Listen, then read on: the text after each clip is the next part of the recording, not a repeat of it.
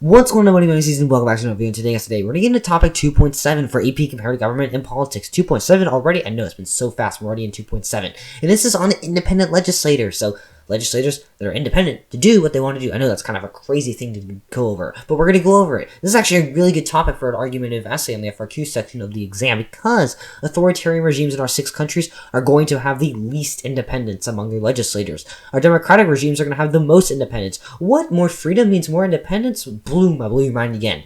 More specifically, the United Kingdom will have the most independence in our course. This can also back up the statement that democratic consolidation can bring independent legislators to a country. In the United Kingdom's case, though, we see the executive branch with the Prime Minister is fused and interconnected with the Parliament, the legislative branch, because they pick the Prime Minister. So there's few checks and balances on the legislative branch. In Mexico and Nigeria, we can see that presidents have decree power, separate from the legislative branch. Decree power is like executive orders, where laws are implemented or changed by a single person. In this case, it's the president. Russia also has decree power with the president, but the executive branch takes advantage of and uses the legislative branch. The United Russia political party is the dominant party in the political system of Russia.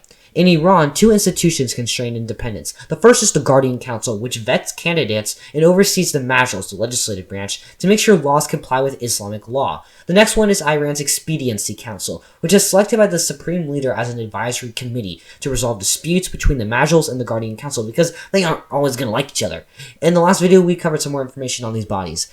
China's Politburo Standing Committee, which is the actual center of power in the Chinese state, limits legislative independence. China's Standing Committee of the National People's Congress, which assumes legislative duties most of the year when the NPC is not in session, is also another limit to legislative independence. The China's Standing Committee sets NPC legislative agenda, supervises NPC member elections, and interprets the Constitution and law. So there's a lot of checks on the legislative branch and so many limitations. And that's the end of the video. Thanks so much for watching. Get in the link in the description down below. I do have some practice materials for AP Comparative Government. Go check those out. They're really, really cool and helpful. Please like and subscribe. It's free and it really does help me out. You can change your mind later on in like 10 years if you don't want to watch my channel because you're finished with AP Comparative Government. But for now, go ahead and do that. And I'll see you guys in the next video. Adios.